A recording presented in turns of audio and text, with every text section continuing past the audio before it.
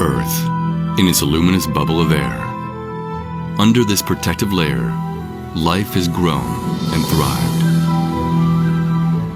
Over the last 10,000 years, this unusually stable climate system has allowed for the rise of human civilization, until now. With over 7 billion people consuming the world's resources, economic viability is now pitted against the environment, with little concern for the next generation. People are starting to feel the effects of poor harvests, mega droughts, and extreme floods. We're all residents of spaceship Earth. Anything we do individually is going to affect everybody else. The cost of saving the planet is something that you really cannot calculate. Because, really speaking, the cost of blowing up the planet would be gigantic. In 1988, worried scientists established the Intergovernmental Panel on Climate Change to monitor Earth's changes.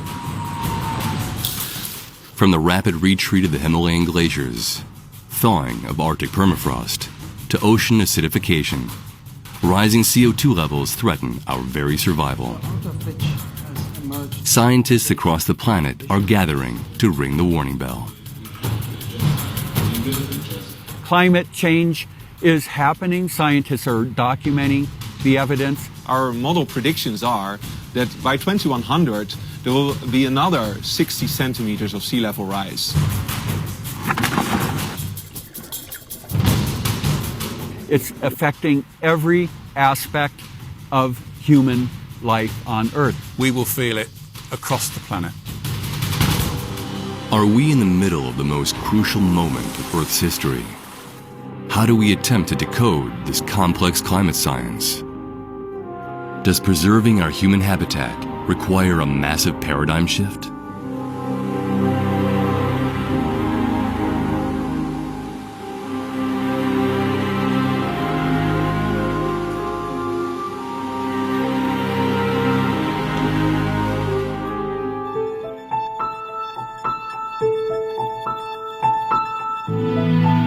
The consequence of our warming atmosphere is impacting the major water towers on the planet.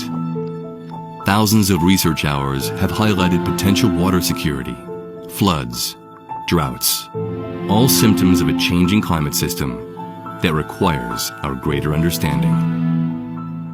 Every living thing on the planet requires fresh water.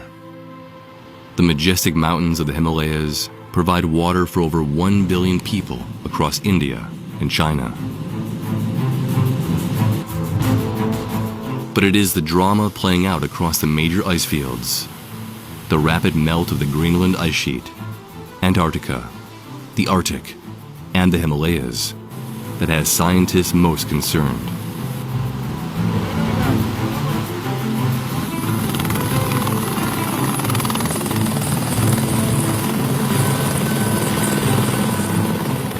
Here in the high Himalayas, scientists like Jeff Cargill are working at the edge of the melt line to determine the speed of change being monitored and the impacts this will have on neighboring countries and their peoples.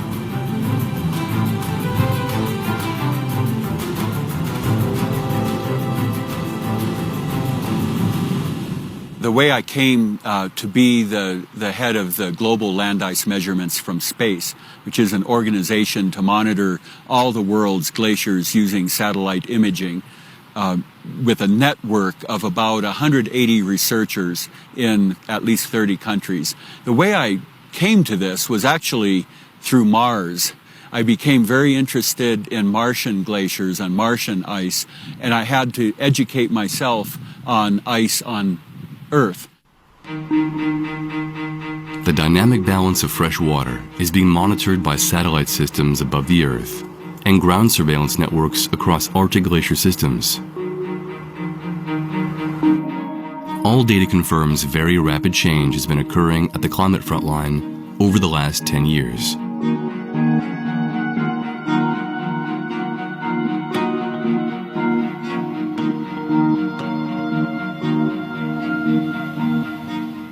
Think of it as a bank account. If you have a large bank account, Initially, you can start to withdraw funds at a very rapid rate, at a rapid pace to support an extravagant lifestyle. And this can last for a while. But then the bank account starts to run dry and it impacts your lifestyle. This is what's happening to the Himalaya now. Scientists are concerned that unless we dramatically change our carbon footprint now, up to 50% of humanity may be living with severe freshwater shortages within the next quarter century.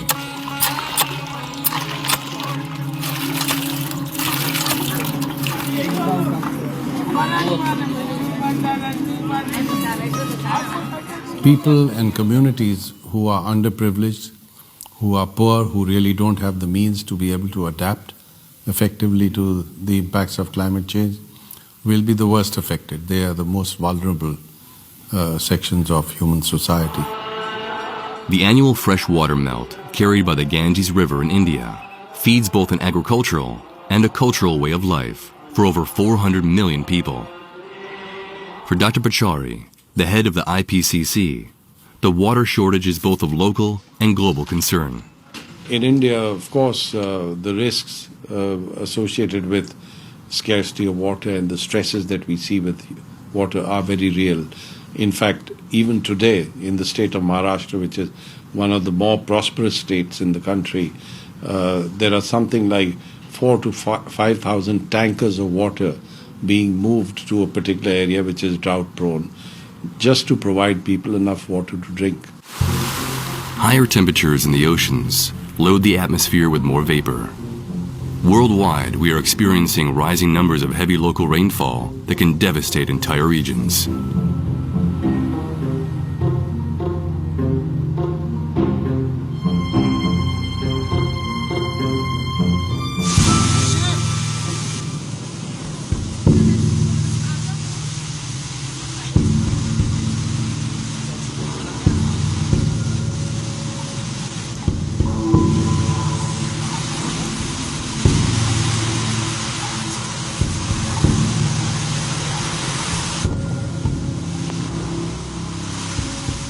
From a people's perspective, from somebody that has to deal with climate change on the ground, one way to encapsulate it is too much water, too little water, right? So people in villages at certain times will get floods, right? Huge floods coming down to way too much water, and at other times they get too little water and have difficulty with household water or water for their crops. And one of the big challenges from a development perspective is how do we work with communities to solve that big question, too much, too little water.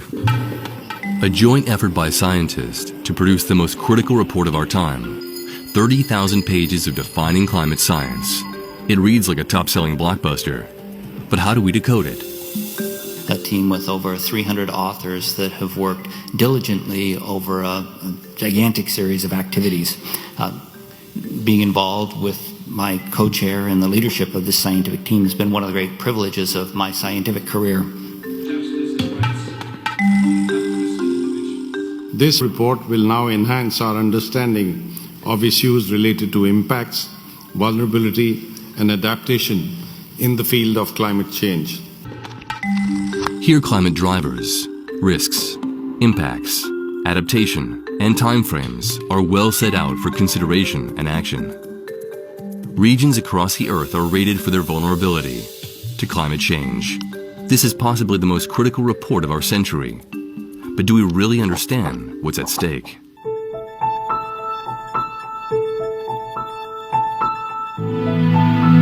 Tropical rainforests face an unknown future as this new report puts the web of life under the microscope. Just how fast can tropical ecosystems change? Can they survive a 2 to 4 degree increase this century? One of the most biologically diverse areas on the planet is the Amazon rainforest, located in the tropics. Over 2 million square miles of rainforests, brimming with the most diverse ecosystems on the planet. Its health is important to the whole world. This giant forest stores vast quantities of carbon dioxide. But as mega droughts and floods take hold, trillions of trees could be lost, reducing the rainforest's ability to soak up our excessive CO2. The fate of the Amazon rainforest and its rich biodiversity swings in the balance. I'm a climate modeler, one of these crazy people that tries to predict how the climate will change over the next 100 years. When I started out on this, I was given the task of putting forests into climate models, which I thought would be interesting. But it was more interesting, it was scary actually, because when we first put forests into climate models, our models predicted that the Amazon forest could die in the 21st century because of climate change. The Amazon's a good case of where the Earth system really plays out. So the things we see here, and the carbon fluxes, the carbon dioxide concentrations we see globally are controlled to a large extent by this forest. And this forest itself is influenced by the ocean temperature, and the ocean temperature influenced by things like carbon dioxide that we put into the atmosphere and other pollutants. So there is a strong connection, and our influence on this forest is both direct through things like deforestation and indirect through climate change. All living things in tropical forests interact to build the web of life. But what if the web of life is pulled apart? How will this change the Earth's ecosystems? How many species do we stand to lose forever? It is quite a gamble. We're potentially interfering with the survivability of over half, two-thirds of the types of species on the planet.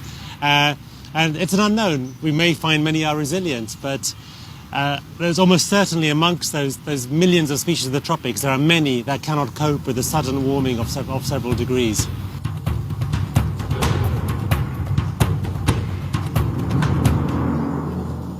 The climate system is highly connected.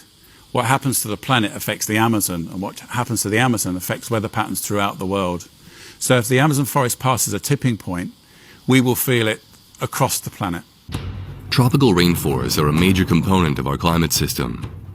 They are located in warm climate zones where they experience small temperature changes until now. Their fate, like ours, is intertwined in our economic environmental balance. Rainforests in general serve many functions. They're an important source of biodiversity. They're also an important source of moisture, and that's really my area of interest. Rainforests produce moisture that goes into the atmosphere and affects the regional climate. Rainforests from the Amazon to the Congo, the Daintree in Australia, to the hinterlands of Malaysia, all play a significant role in the web of life. But change is occurring faster than predicted models. What does this mean for the diversity of life on this planet, not just on land, but below the sea? Below the water's edge, brimming with life, is the Coral Triangle, the underwater equivalent of the Amazon. Where evolution goes rampant and causes the production of all these species and all this diversity, and it comes out from this coral reef out to the rest of the Indo-Pacific. Measuring warming ocean temperatures and CO2 acidification levels is vital to predict the rate of change in the coral reefs this century. What is happening now, which has never happened before, is the change that we're undergoing is so rapid that life cannot adapt to it. In the past, it's been able to adapt to a point, and when that point happens, it's a mass extinction. Life gives up. When a reef is healthy, it is vibrant colour and crawling with life. When it is really suffering, you don't see life everywhere. You see a very much reduced amount of life, and usually very few big fish. If we increase the temperature of the ocean 2 degrees, that pushes coral reefs beyond the limit they are able to tolerate. It's not just the higher temperatures that hurt the reefs. More carbon dioxide is being absorbed into the ocean, making it more acidic. That makes it hard for coral polyps to generate new coral skeletons, and for reefs and their ecosystems to stay alive. If coral reefs go, there will be a domino effect onto so many other ecosystems that we have.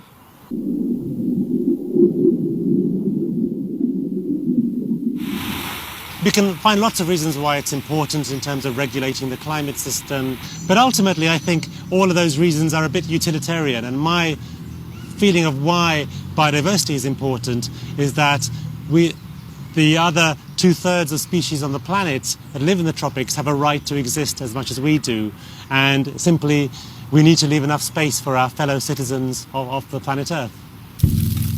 Substantial changes in the structure and function of rainforest, marine, and aquatic ecosystems are under imminent threat this century, as the climate system reaches critical tipping points where changes become irreversible. Enough is enough. We've reached the ceiling of how much we can transform. Now we need to be stewards of the remaining wetlands, rainforests, grasslands, savannas, natural steppe areas, and keep those intact. That would be a very clever strategy for our own well-being.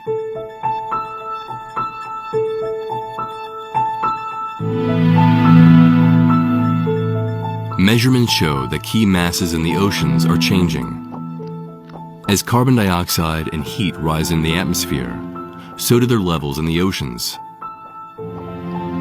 They absorb vast amounts of the sun's energy, and the ocean currents move this warmth around. They also absorb carbon dioxide, and lots of it. Scientists around the world are working to gather data to help build a picture on the changing health of our oceans. It's a race against time in the deepest, coldest sea, the Great Southern Ocean around Antarctica, where scientists are seeing disturbing changes. Ocean affects climate by storing and transporting huge amounts of heat and carbon dioxide. And so if we want to understand how climate's going to evolve in the future, we need to know what's happening in the oceans. About 90% of the extra heat energy that's been stored by the Earth system over the last 50 years is in the ocean. So when we talk about global warming, we're really talking about ocean warming in a real sense. The global ocean system is the largest carbon storage area on the planet. More carbon dioxide is locked away at the bottom of the oceans than in the atmosphere. 3.1 on bottle 5. Some properties of the ocean, like the temperature, the salinity, and the oxygen levels, we can measure as we lower this instrument from the surface down to the seafloor. Scientists are beginning to see changes in these carbon locker rooms, especially in deep waters of the Great Southern Ocean. We can measure those slopes of the sea surface really precisely with satellite measurements now. And that combination of satellites looking down from above and Argo floats profiling from below is really transformed how we do our work in the last 5 or 7 years. Scientists are measuring rates of change in the deep ocean that are much larger than predicted models.